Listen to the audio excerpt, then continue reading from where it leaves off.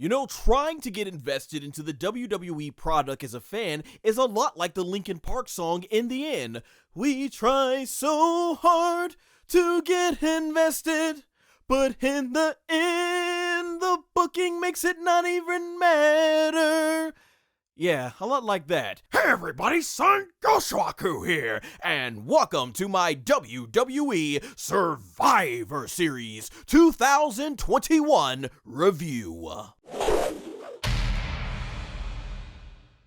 Alright, so the first match of the main show, which I thought was going to be the main event, but was switched apparently at the last hour, was WWE Raw Women's Champion Becky Lynch versus the WWE SmackDown Women's Champion Charlotte Flair. Now, the build-up of this is actually one of the few matches on this show that actually did have some build-up. The problem with it is they were kind of trying to build it off as if this was a shoot. Anybody who's a hardcore wrestling fan out there honestly knows that basically that means they're gonna go against the script, go against each other's characters, and be for real here in a legitimate fight, kind of like how they build up Scott Steiner and Goldberg back in the day in 2000 with Vince Russo. Goldberg didn't follow the script. Now they will fight unscripted.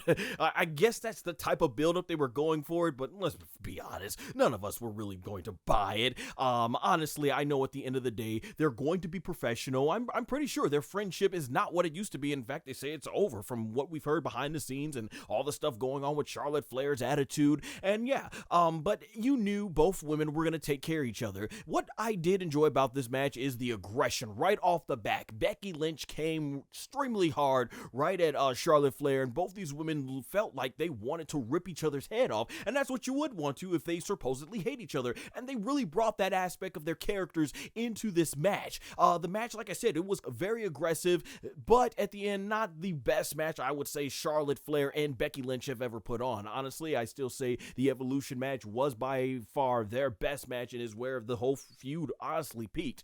The ending is something that I did not really like about this match. Charlotte Flair rolls up Becky Lynch, grabs the rope, referee sees it too, then Becky rolls Charlotte up and waits for the referee basically to go ahead and count nearly to 3, grabs the ropes, and boom, beats Charlotte Flair with her own tactics. And at the end, Charlotte Flair just smiles and puts the title on her shoulder and walks off and completely no-sells that this meant anything, as if it was very important to beat Becky Lynch. We didn't get any of that out of this, and that kind of really took me out of it for the ending. But overall, it was a really good match, and honestly, I say the show peaked here. This was hands down the best match of the night, but hardly the best match Charlotte or Becky have had. Better than their last 2 matches after that Evolution match, but still. Honestly, like I said, the show peaked here, and this is where the crowd had most of their energy. Next, we had the traditional men's 5-on-5 Survivor Series match. So this match consisted of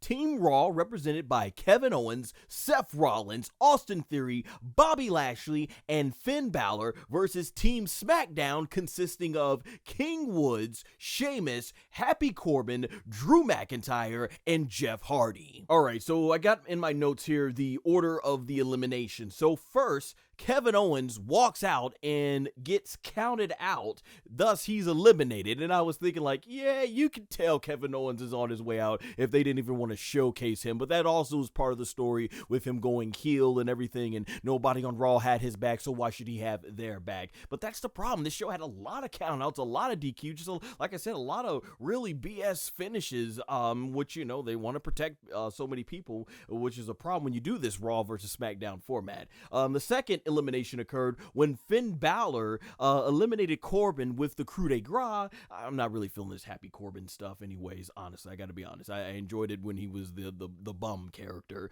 The third, Bobby Lashley eliminated King Woods by making him pass out to the Hurt Lock. So not too much to show King Woods is a very strong competitor. I mean, especially after he took Roman to the limit so much to the point that the Usos had to interfere.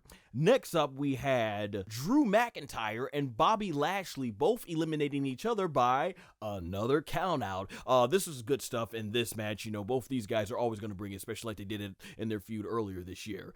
Next up, we had Sheamus eliminating Finn Balor with the bro kick, followed by Austin Theory eliminating Sheamus by doing a roll-up, grabbing the tights. Jeff Hardy, who had, honestly, I thought he was going to be the first one eliminated in this show, he eliminates Austin Theory, and then in the end, Seth Rollins hits the stomp on Jeff Hardy to win as the sole survivor for Monday Night Raw. So making Seth Rollins look strong for his upcoming match against Big E for the WWE Championship. Overall, decent, but there was just no build-up. What are these guys fighting for? Honestly, I really wish they would have done what Xavier Woods had recommended, where basically his idea was the losing team has to compete in a 5-way elimination match to determine the first 5 entrants in the Royal Rumble, whereas the winning team competes in a 5-way elimination to determine the final 5 in the Royal Rumble. You know, that's a great way. Why not build up to your big event coming up in January?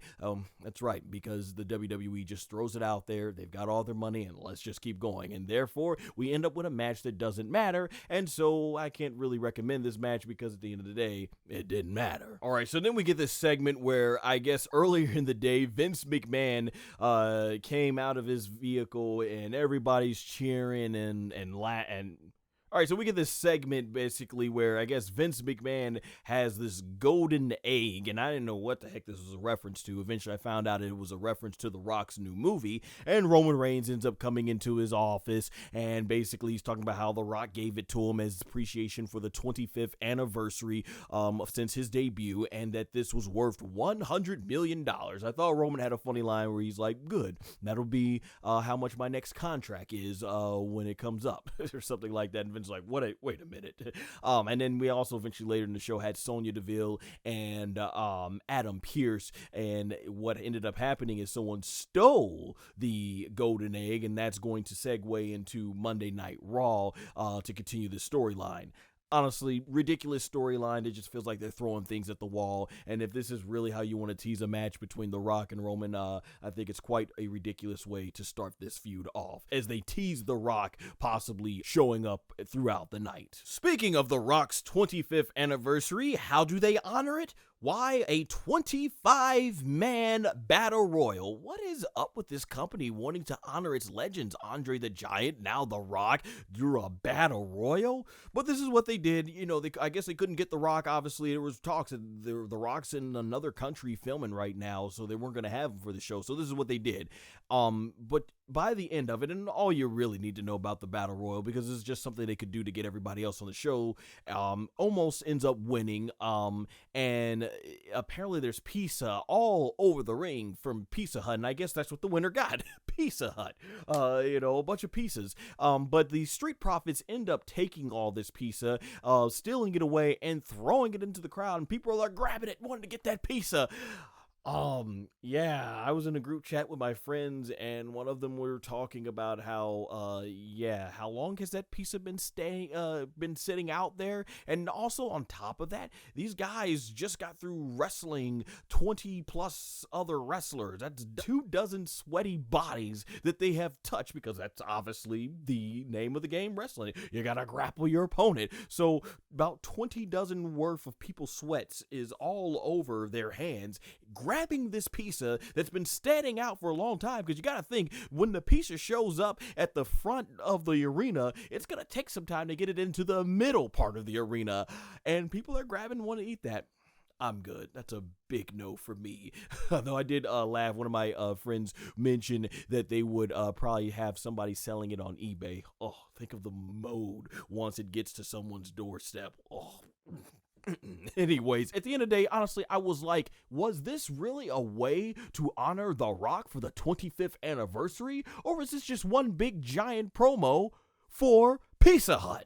One big 20-minute plus ad. That's what this was. It was about Pizza Hut, not The Rock. Honestly, when I think about the writing of this whole segment, I think the WWE seriously needs to go back to what they wrote for Rikishi, because there was a man who knew how to do things for The Rock, not this battle royal. Next up, Raw Tag Team Champions RKBro, consisting of Randy Orton and Matt Riddle, versus the SmackDown Tag Team Champions Jimmy and Jay, the Usos, representing the Bloodline. Match was good, but if you're gonna go out of your way just to at least watch some parts of the show, definitely check out the ending, because Jimmy Uso goes off the top rope into a splash, and out of nowhere into frame comes Randy Orton with a picture perfect time of the RKO and picks up the win on his big milestone of having performed in the most pay-per-view matches in WWE history, exceeding Kane. And I guess on Monday Night Raw, he has the most matches there. So that's really cool for Randy Orton.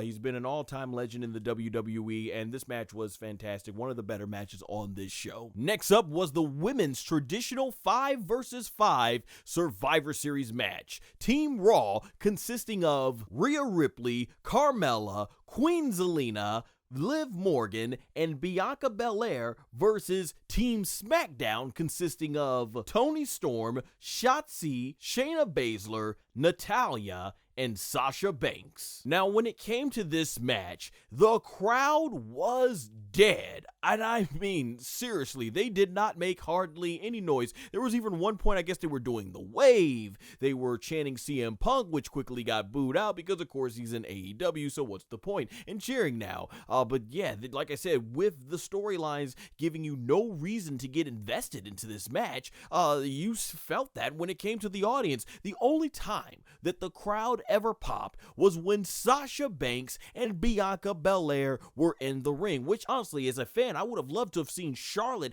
and Becky be the ones to be the captains of their respective teams for Raw and SmackDown, have Bianca and Sasha respectively win the SmackDown and Raw women's titles back when they were doing that the previous month, and have those two have their final third blow-off match here at Survivor Series. But I guess we aren't going to get our proper WrestleMania rematch, at least right now. That being said, let's get through these eliminations. Carmella gets rolled up and eliminated via pinfall by Rhea, who basically took her mask away, so they could never get the mask. I don't know if that was a botch, and quite frankly, I don't know how over this whole mask thing is. Carmella's come a long way as an in-ring talent, but the story, we need some more substance here in terms of the storytelling.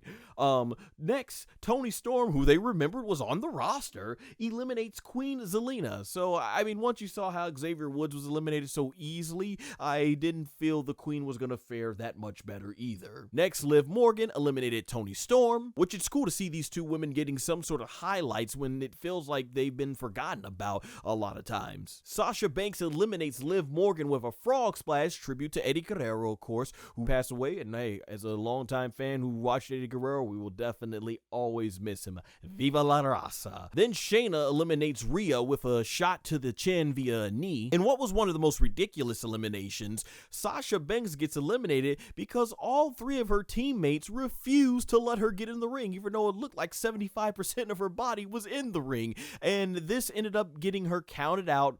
More of those countouts I was talking about, and Sasha ends up leaving, and this kind of just made the whole SmackDown team look bad, because what's the brand loyalty about? They obviously weren't being, even if they had issues with Sasha Banks, why not let your partner go in the ring? By you constantly pulling her out into a countout, this just makes everything look ridiculous, like you're just lowering the odds of you winning for yourselves.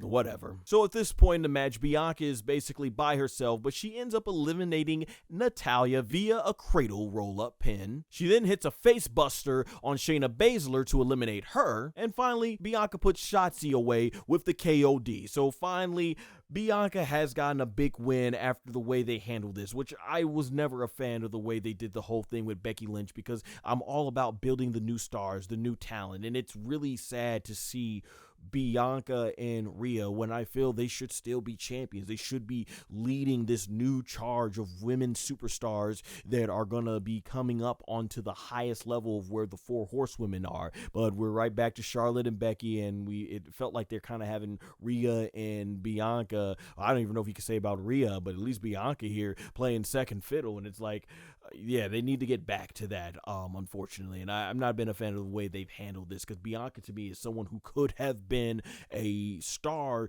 that would have possibly attracted a lot of mainstream audiences, but Of course, the WWE does the WWE thing, and this is where we are. At the end of the day, I can't really recommend this match. The women fought really hard to try and put on the best performance that they could, but honestly, the biggest thing about this match was Sasha versus Bianca, and if you want to see that, go back and watch their WrestleMania 37 match, because, yeah, that's where you'll get the best in-ring action you can get out of these two until we get that eventual true rematch. And now, the main event, the WWE Champion Big E versus the WWE Universal Champion, the head of the table, Roman Reigns, with Paul Heyman. Since last year, with the few WWE pay-per-views that I've been reviewing, I have come on here constantly, and as well as my appearances on the No DQ website, and have praised the amazing work that Roman Reigns has done over this past year plus,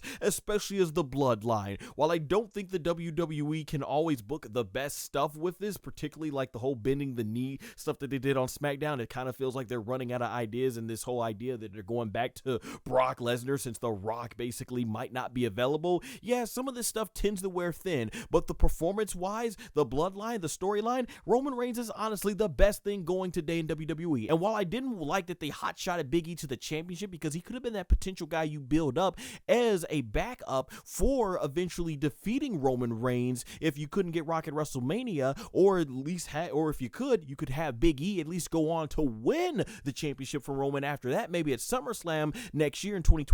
Despite it all, I think the way WWE has handled Big E as champion made him credible, doing some really cool mainstream stuff with him, I guess, in the boxing world. That is really awesome. So this was Big E's first ever singles main event match, and unfortunately, as I mentioned, the story, the talent is there, but the story, I mean, and this one actually did have a little bit of a story, and they waited all the way to the last SmackDown before the show, 48 hours, to finally have them go at it. But yeah, this match was really slow pace, very slow pace, and you could tell the crowd was basically just sitting on their hands for most of it. Roman did his best to try and get people hyped up, but I think a lot of it came down to that maybe they just didn't think Roman Reigns had a chance at losing to Big E. And so, like I said, this was a really slow-paced, methodical match, but it really picked up towards the end. There was a cool spot where I believe Roman was going to go for the spear, or Big E caught him and turned it into a, he either went for a spear or, no, he put it, that was on SmackDown, but he did the guillotine. Roman had the guillotine on him, and Big E picks him up and turns it into the big ending, and the people came unglued, and you finally heard Michael Cole say, "Oh, it's electric in here," because he had to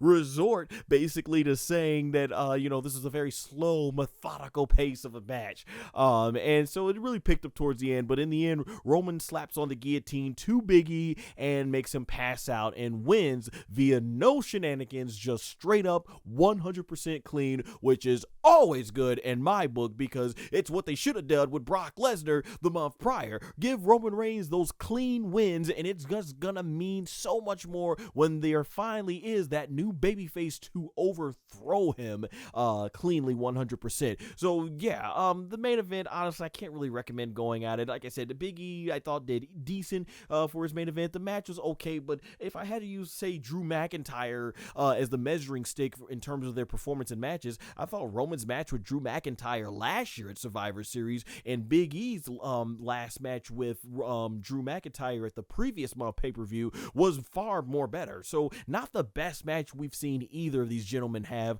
but I still applaud the good effort. They worked the best that they could with what story WWE gave them. And the show ends just like that, with no appearance from The Rock, which I figured he wasn't going to be there after I heard that, he's going to be busy filming.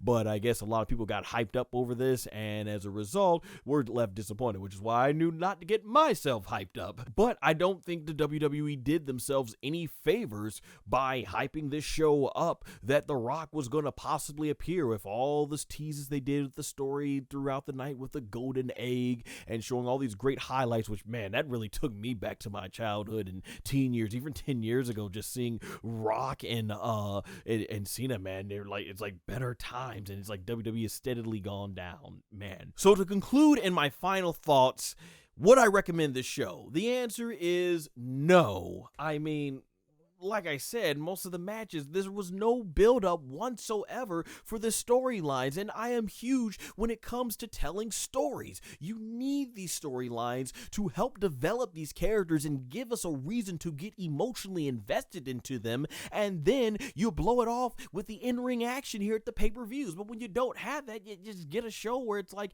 it's injustice to all these hardworking men and women to go out there and put on a good show, which they did in-ring wise, but they need the story. You need the story, and the booking did not get that done, unfortunately, and this show felt like something that didn't matter, and truth is, it's not gonna matter. This isn't gonna matter moving forward. They're just gonna probably drag their feet into the Royal Rumble, so can't really recommend going out of your way to watch this show. I'm pretty sure you can find a highlight package of at least the cool RKO spot, and I know we've seen Randy Orton do tons of cool RKO spots, and like I said, if you want to see Sasha and Bianca, go watch their WrestleMania 37 match. If you want to see Becky versus Charlotte Flair, go watch their Evolution match. And as decent of a main event it was, particularly in the last ending with Big E versus Roman, we've seen both of them have much better matches with other wrestlers, so can't really recommend Survivor Series. It's a shame what it's become. I don't think they need to get rid of Survivor Series. They just need to go ahead and build up the story. A little bit of story goes a long way, but at the end of the day, when it comes to WWE, they're bringing in so much money from the NBC Universal deal, from the Fox deal, from the money they're getting from the Saudi Arabian government for the shows that they do out there. When all that money's coming in, and I think only like 15% of it was an increase from the fans going in attendance, because the year prior, the WWE made more money without any fans in attendance. At this point, as the fans, we make up so little of the income for the WWE that they can put shows like this, and it doesn't matter. They're gonna make more money in spite of the product that Vince McMahon puts out and approves. So it is what it is at this point. AEW, on the other hand, it feels like they actually are putting a lot more effort right now. They're not perfect either, but it definitely feels like at least the effort's there, especially after Wednesday, coming off of their last pay-per-view where they had a great blend of storytelling and matches, and that's what all of pro wrestling needs. AEW and the WWE, they all need great blends of storytelling mixed in with the in-ring action, because the talent today is off the charts. Now give us more storylines to help build up this better. That being said, guys, I hope you enjoyed this review. Even though the WWE does not bring in their enthusiasm with the booking, I hope my enthusiasm with the review was enough to entertain you and get you informed on what went down on the show. That being said, I will be back for a review of the Royal Rumble 2022. So take care, and here are my plugs. Thanks for watching. Check out my content here on the screen. Plus, remember to like, share, comment, subscribe, and hit the notification bell so that you are notified when I release new content. Also, if you're interested in any of the equipment that I use, or TubeBuddy, which is a great tool that can help you grow on YouTube, I'll have all links in the description and pinned comment below, along with all my social media platforms.